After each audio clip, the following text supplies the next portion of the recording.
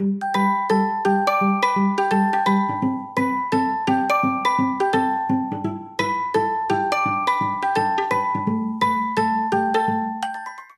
back to Fulfillment Therapy. Today we have a special guest, Katherine Fabrizio, and she is a licensed psychotherapist, mother, and author of the Amazon bestseller, internationally published and award-winning book, The Good Daughter Syndrome: Help for Empathic Daughters of Narcissistic, Borderline, or Difficult Mothers Trapped in the Role of the Good Daughter.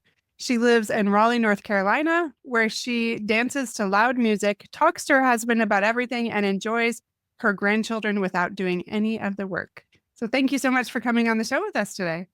Oh, it's nice to be here, Kendra. This book sounds incredible. I'm sure it helps a lot of people in this interesting space where they feel a little bit lost. So I'm so excited to jump in and hear more about your story and what brought you to writing this. But before we jump into that, do you mind just sharing a little bit more about yourself that's not in the bio? Thank you. I'm a grandmother, and I see my daughter parent her children so well that it's both gratifying and humbling. How about that? And how many children do you have? Two grown daughters. 2 grown daughters, and how many grandchildren?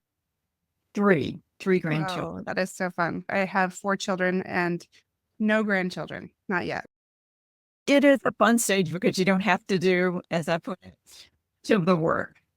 Again, thank you for coming on. I definitely want to pick your brain about the book, but first and foremost, do you mind sharing a little bit about your personal story that led you to write The Good Daughter Syndrome and how it's impacted your own journey towards fulfillment?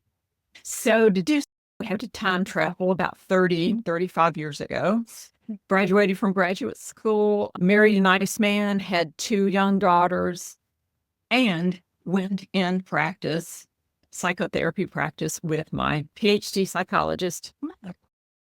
So I thought I had everything that I ever wanted, but I was really paralyzed with depression. I was very tearful. I really didn't know what I wanted. If you'd asked me what I thought about anything, I couldn't tell you, but I would know in a nanosecond if she was okay and if she was okay with me. Yeah. People would say we were 2 peas in a pod, but the problem was one pea was always in charge. She was very psychologically savvy. She was very smart. I thought she knew what was best and what was best for me. I thought it was normal to run every decision by her. There were 3 people in the marriage, and I can tell you she had more of the say-so than the 2 of us. It was one person too many. So I went into psychotherapy, as one does, and I discovered that the depression really was coming from so much resentment and so much stifling of my own voice and need to have sovereignty over my own life. And that was a shock to me. Since that time, I've been a psychotherapist for about 35 years. I started to notice women would come in, some of them would be in terrible relationships with a narcissistic partner, or a terrible breakup, or they'd feel anxious or depressed. And so much of the time, what I found and uncovered was this dynamic they would have with their mothers that was problematic. 35 years ago, boundaries wasn't a thing. A narcissist was a man who was braggadocious and self-important. And there was a whole lot of cultural mythology around how important a mother was. A mother just wants the best for you. You should honor your mother, all that stuff. So I kept uncovering this again and again. So in healing myself, I took a lot of roads that were unnecessary and a lot of cul-de-sacs, a lot of detours, but I had to learn for myself and my clients what was really effective to heal from this good daughter syndrome. So I really felt compelled to write a book about it and compile, put together everything that I knew in one place. And that's how the Good Daughter Syndrome book was born. I'm so glad that you did. I have to ask, did that disrupt your relationships? Is your mom still alive, or was this after she passed? She is? That's a great question. She has passed, but okay, I left out a key component. I walked into the office that we shared, this is 5 years ago, with my heart in my throat. I said the words, "Mom, I need to leave home. I'm leaving the practice." That had been her dream, to have a mother-daughter practice. I knew that it would break her heart, but I knew by that point that staying would break me. Yeah. So she survived. And that's why all the examples of what not to do, because I've tried them all, found like all the ways in which you can prolong this misery. But when she died about 2 years ago, we stayed in contact. We lived in the same town. My children loved their grandmother. We did get an appropriate separation. I can't say that she ever liked it, but she did come to respect it. Yeah. I cared for her. I was holding her hand when she died. And lots of daughters will say to me, I don't know why this is a number one fear. Oh, but my mother might die. I'm like, eventually she probably will. Yeah. And it was almost weird in that moment. I had the thought, all the unnecessary guilt. I think she would have been okay. Like I said, I don't think she would ever like it, but it did work out. It really informed my parenting of my own two daughters who, as I mentioned, are grown. Yeah. So how long ago was your book published? Literally 2 years ago. So right around the time. I did not wait for her to pass to publish it. And she had dementia in the last 5 years. Couldn't have. I wrote a book before it. A starter book, wasn't very good. But she knew I was up front. And like the psychotherapist part of her kind of admired me for it. It was an interesting relationship. A big dynamic there of you both being in the mental health space and healing from all of these things. And it sounds like your mom knew the subject matter and that maybe she was part of that.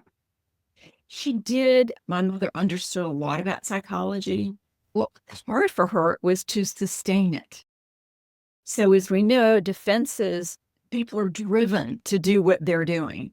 So even if you reach like this golden place that so many good daughters work for decades and decades to get to, and your mom, like, there's an aha moment and she gets it.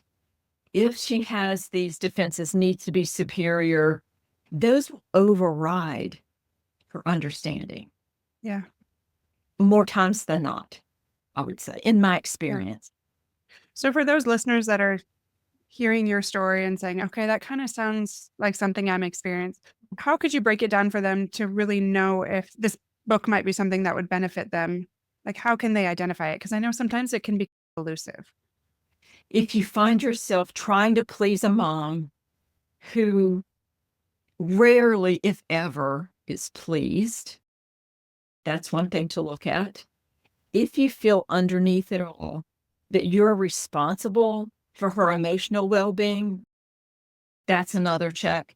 If you need for mom to be and okay with you in order for you to feel settled and okay with yourself, chances are this good daughter syndrome applies to you. There are different facets of it, but I would say when your main emotional relationship is your mother, despite sometimes being partnered, married, if that's your main emotional relationship and it feels unsettled, it never feels good, you're always working to make sure that it's okay, that's definitely a way to tell if you're in this syndrome. Thumbnail, like, how do you tell? You can break it down into these other components, but that kind of means that your developmental need to individuate, psychological word, to become your own person, delayed. You haven't done it yet. You're still trying to please her. You're still watching out for her emotional well-being. And it doesn't mean that two people, a mother and daughter, don't care about each other. Right. You can care about your mom very deeply, but without being controlled. Right. And her emotions, her judgment of you. I know this is a pretty complex topic, so I have so many questions. So this good daughter role that they might get in, how can they start to recognize and break free from, you talked about in the book about unconscious agreements they've made with their mothers? Is that tied to individuation, or maybe explain that a little bit? Certainly. If you think about the tip of the iceberg is the setting boundaries, is what it looks like on the outside. More importantly, those expectations that you are going to say prop her up if you think mom knows best. If she can't apologize, give you a genuine apology. She'll say, I'm sorry, but if you have trouble making decisions, you second doubt yourself, and you have an internalized mother, that's called the self-doubt trap. And you feel if you make a mistake, it's the end of the world. Or if you expect yourself to read the subtext of what people are saying. And if your mom, just can't take her at face value, you have to mind read. You have to adjust to the hidden agenda. Not what's stated, but what's expected. Yeah. So it sounds like then you're really walking on eggshells. You're constantly trying to tend to their feelings and them rather than really focus on your own needs and how you can improve your mental health and wellness instead of being so ultra focused on whether it's your mother. Do you start to care more about everyone in that way, or is it mostly focused on your mother? I would say when people have this primary attachment, they carry it implicitly, unconsciously, they carry it out in all kinds of relationships. Most likely, as we know, romantic relationships, but it could also be like at work, if you're always doing what the boss wants you to do and never sticking up for yourself. If Right. you're a people pleaser, can't say no to anybody without fear of disappointing them or then feeling rejected. Again, that below the surface, it's so insidious. And they'll have all these complaints, and then you uncover they have this template, this attachment template that started off because we're so biologically dependent on parents when we're little. Right. Say our survival brain signs a contract that our adult brain doesn't know that we've made, and we're acting out of those unconscious assumptions. Or the shiny ball, all of a sudden you're sticking up for yourself at work, or you're making decisions and they don't have to be 100% right all the time, or you're trusting your own intuition. You're not always outsourcing your self-esteem. It's problematic, but the flip side of it is when you address it, pays Yeah. off big ways. You said you're a psychotherapist, right? Clinical psychology, and I've been practicing for about 35 years. Yeah. I'm sure you were on this journey somewhat even before then. And what are some healing steps that you did to not then do some of those same things with your own daughters? You start off and you notice you're frustrated. I was frustrated and I was exhausted. I was depressed. I was anxious. And so what do? You get into therapy. Yeah. And then nowadays you can seek out books. There's all kinds of education. And so this is an awakening process. And I don't think you can rush it. It can't all be in your head because it's very much in your body in a feeling sense. And so after you do that, then we suggest people set very small boundary. Now, mistake a lot of people. Yeah, Mom, I read a blog and I figured out you're a narcissist. So what are you going to do about that? Are you going to get in therapy and fix yourself? No, don't do that. It tends to backfire. So what I suggest is people set a small boundary, and this can be different for everybody. Maybe it's, I'm not going to come this year for the holidays. Or maybe it's, I'm not going to call you every day. Yeah. So it's different for everybody. You use the pushback that you get or the response that you get as data you can use. So, many times daughters will say, I tried setting a boundary, but she won't let me. Yeah. Or I tried setting a boundary and she got so upset, it's just not worth it. And I would say, oh, those are very predictable. Of course, if this dynamic has been around getting her needs met, she's not going to like it. Now, if you're lucky enough, and some moms just want clarification, and so you set the boundary and she goes, okay, that makes sense. That's a good problem to have, right? If she comes at you with all kinds of defense, goes on the offense or says, I guess I'm just a terrible mother. What have I ever done to you to deserve this? That's data. You have most likely come upon a whole nest of expectations, power struggles. Chances are, if you assert your selfhood in any way and your needs, and they're totally unwelcomed, that tells you something. Yeah. So you set that small boundary, use the data you get back, and know what you're up against. Then you might get into therapy. You might have your best friends, your posse that you can talk to, get your partner on board. And here comes the hard part: following through, remaining consistent, not caving. And that's so much easier said than done. But if you don't do it, like you have just a few cracks at it, I would say. I know for myself, the resentment would build up. And finally, I would like blurt out something and I would sound unhinged and overreactive. And my mother would say, "What's wrong with you?" And I would be like, "I don't know. I guess I'm just mad at my husband," or triangulate, or I didn't mean to, blah, blah, blah, and backpedal.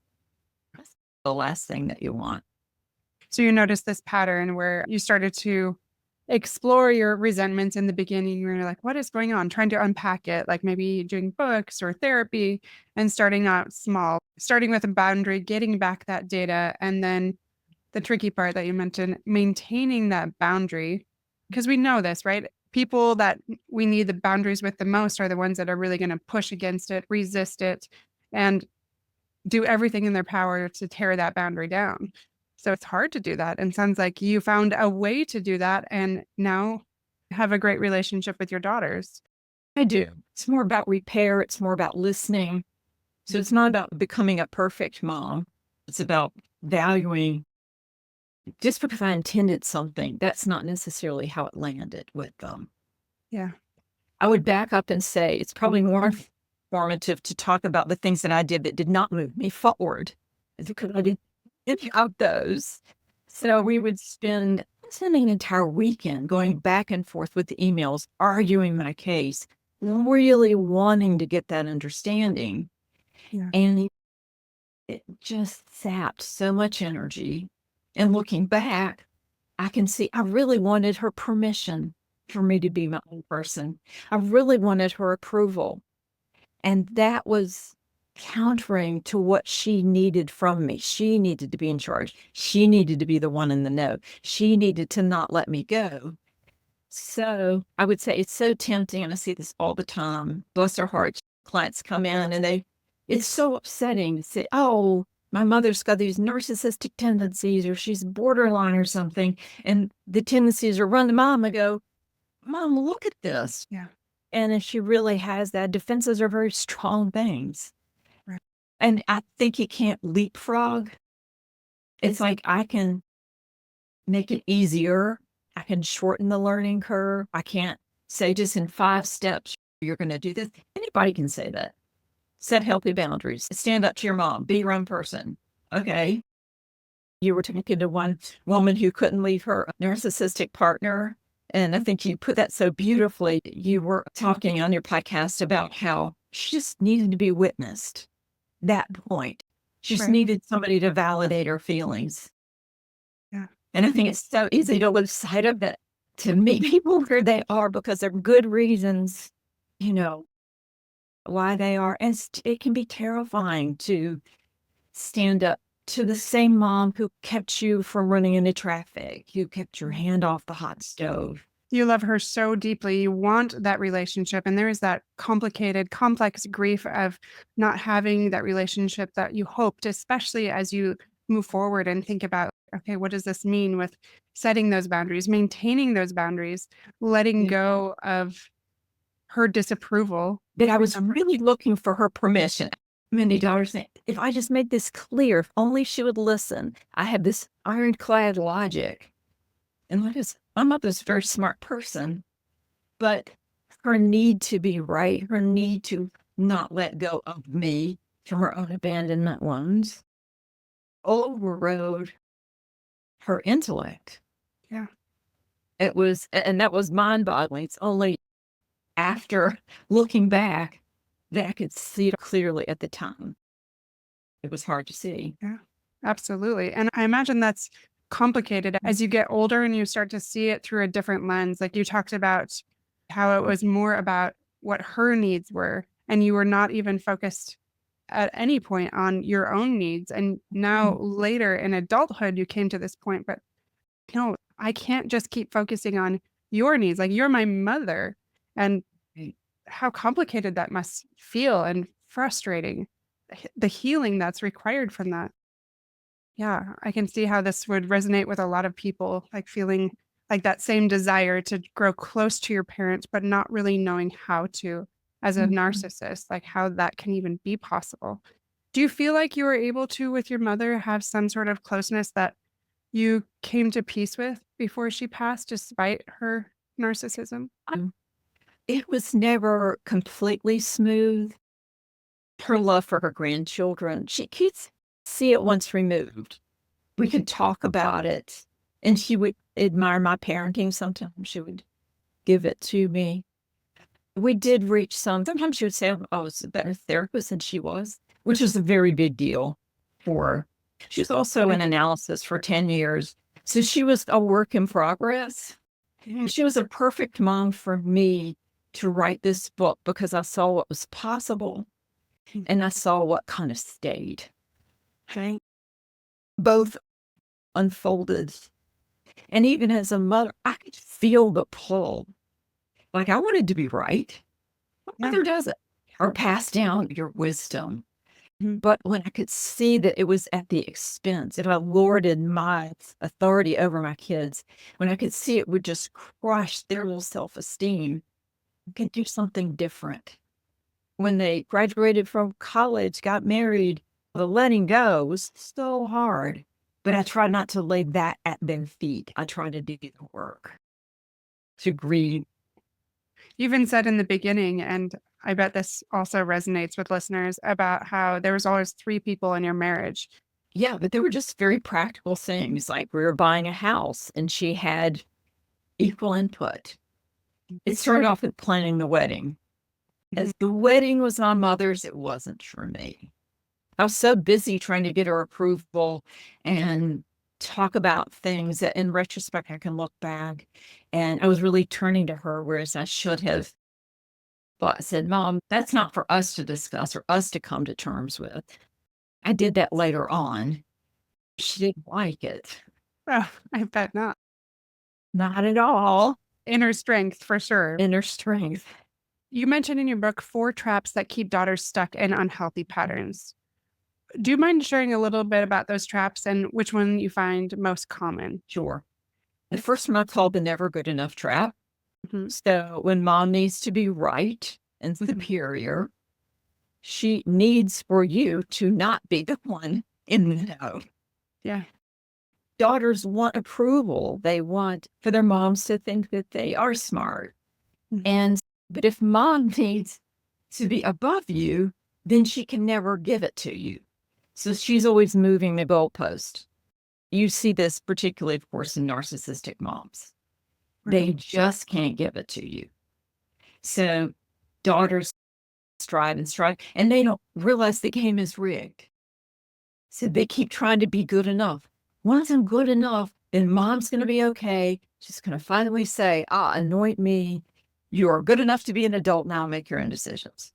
The guilt trap is the most common. And that is unconscious agreement to feel responsible for your mom's well being. I can't be okay if mom's upset with me. So that's where you have more of a codependent relationship. And you Yeah. feel guilty anytime you say no, anytime you even exert yourself. Some women just feel guilty for being happy. It's like they can't give themselves internal permission. The third trap is the internalized mom. I call it the self doubt trap. So if mom is critical of you or even fearful for you, and she verbalizes this all throughout development, you can have an internalized negative mom voice in your head. And you can't really make decisions because that voice of doubt is playing, really looking to get her permission to do something, and you're not relying on your own internal trust system. The fourth one, I think, is probably the most unconscious, the mixed message trap. And that's where women, maybe particularly Southern women, they say one thing and mean another. Male narcissists, we can usually see them coming a mile away. So women, many times you get covert, vulnerable, narcissistic moms who will say, they know what's socially acceptable. They'll say one thing, but their gestures, the subtext, the hidden agenda is something that the daughter's all the time trying to read because she's disapproved of, shamed. She can't take anything at face value. She's always looking for the subtext and reading the mixed messages. Okay. The guilt trap, the self-doubt, and the mixed message. Mixed message traps. Yeah. Yeah, I feel like you could do a podcast episode or a book on each one of those almost, right? I do break them up in the book, and then I say how to escape from each one. I think there's a lot of listeners that'll be like, okay, I need to unpack this. How can I do this?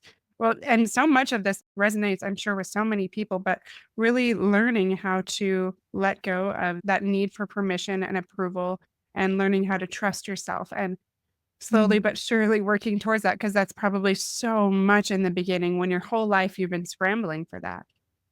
And that's the thing, because you have, as opposed to, say, a bad boyfriend, you fall in with him and then you break up and you're like, oh, you see it 100%. But when it's her mother, this stuff becomes so encoded, so implicit, tied to our cognitive immature structures, tied to our very survival. Our logic brain can say, set a boundary, grown ass woman, or whatever. And then we go to do it and we feel terrified. Like when I walk into my mother's office, it was like this disembodied voice that said, I need to leave home. I practiced it. My stomach dropped. I could hear ringing in my ears just to say this simple thing. But that was my child survival brain. We're in trouble. This is a 5-alarm fire. Danger, danger. And that's real. You're not, wimpy and, weak. If you struggle with this, and I think that's so important. And then we work with individual clients. It takes time, and you just can have one bite at a time. And I think you have to ally yourself with the idea that individuation, becoming your own person, is good. That's how just getting mad at mom and blowing off steam or arguing with her, it's like you can't sustain that over the long term. A good daughter, we want to be good. We want to be a good person. Right. And we want to do the healthy thing that's right. So and I had a mentor early on who reinforced that for me as well. And I think without her, I couldn't have made the changes because I had to reconcile in my own mind. I wasn't just being a brat or obnoxious. I was doing something that was healthy and right and good. And it was my mother's limitation, not mine. It sounds like you probably at times even thought you were crazy, really. Yeah. It was hard. Exactly. Goes back to that individuation, right? Just really hard to know where you begin and somebody else ends, especially your mother, and untangling those relationships to really understand yourself, your wants, your needs, and how that can be such a long process. And it takes so much courage, which you ended up doing, but it wasn't like an overnight thing. It wasn't. And I know, and people need to unpack things in therapy or with a best friend. Once you start to look back and you look at these junctures of separation. So when I went to kindergarten, how did that go? Did I have separation anxiety? When I was a teenager, was it tense or was it Armageddon? All of these junctures of separation, can I just tell you this one story? So I had a client come in a couple of decades ago, and she came in and she said, what brings you here? And she said, my mother's dying. And I said, oh, I'm so sorry. She said, that's not my problem. And she said, the problem is she's dying and I've never lived. The night before off to college, she cried all night. So I told her in the morning, don't worry, Mom, I'm not going to leave you. I won't go. Every boyfriend I brought home, she found something wrong with. So I never married. So I didn't get an education. I didn't marry or have children. And now it's too late for all of that. And my mother's going to leave me alone. And that hit me like a ton of bricks. You don't have forever. This stuff plays out. And I can't tell you how many older clients I have. They're 60 and their mothers are living into their 90s and they're a primary caregiver. And they're like, I always thought she will wake up and appreciate me someday. And she's worse than she's ever been. And I'm stuck taking care of her. Take her an older person. Do the hard work when you're young. Take the hits. Do the thing that needs to be done because you're breaking cycles for your own children. And the payoff is it's really worth it if you find yourself in this situation. I really appreciate you sharing that story too, because I think that showcases it really well. Like, she's dying and I never lived. And how much that resonates with a lot of people, I'm sure a lot of listeners, just feeling like they're stuck in this space where they're scrambling for that approval, that permission, even that appreciation. And they're finding themselves holding back from really living life fully. So, my final question for you today then is, we talked about this being really elusive and hard to know how to do it and how to not feel crazy. What are just some simple beginning steps that they can take to start living their own life and start healing when they doubt themselves so much? I would say set that small boundary. And if you can't do that, exert a preference. And this may sound like almost laughable, but maybe you don't want the second piece of pie, or maybe you'd rather go to this restaurant and not that restaurant. Exchange the word need for want. So I know what I would say when I wanted to get out of something with my mother. It's like she wanted me to go to the opera all the time. And I actually don't like the opera. So there's a big confession. So I finally got the courage to say, I don't want to go to the opera. I would usually say, oh, I'm so busy with work and the kids, and I need to try to get out of things with her. But try that on for size and see how foreign that feels. For women, lots of times it does feel foreign to just exert, or maybe you want to spend a couple less hours at a holiday gathering. I'm going to go home now. Just state what you're going to do without explanation. That's a big one. And challenge yourself. See if you can do this. And that sounds really small, but if you're in these traps, it gets at the implicit agreements. Oh, absolutely. Uncomfortable, you know, onto something. And you say that they sound simple, but I'm just thinking of those really big personalities. I'm like, no, that sounds like terrifying. I think those sound very courageous, big steps even. So just say, I don't want to, and just state it without explaining. And those people pleasers, this probably resonates with them too, those that want to smooth things over. So maybe many of us listening could practice some of these things to increase that individuation and to start living. And I really appreciate your insight. Ways to just lean into that a little bit more and live a more fulfilling life. Fulfilling life. Yeah. Become your own woman. We always say that about a man. He's his own man. How about becoming your own woman? Imagine that. Absolutely. Katherine, where can we find your book? Or if we want to learn anything more about you, do you have a website we could go to? All you need to do is Google the Good Daughter Syndrome. My book will pop up. My website will pop up. Katherine Fabrizio, but you don't even need to remember that. Just the Good Daughter Syndrome, if it resonates with where you are. And you can read blogs. I have a quiz that asks you a series of questions to see whether or not you're in the syndrome. That's probably the best first step. Okay, wonderful. Oh, I love quizzes too. I'll have to check that out myself. So thank you again for coming on the show, Katherine. Very insightful and I think wonderful tips for us. So thank you. Thank you.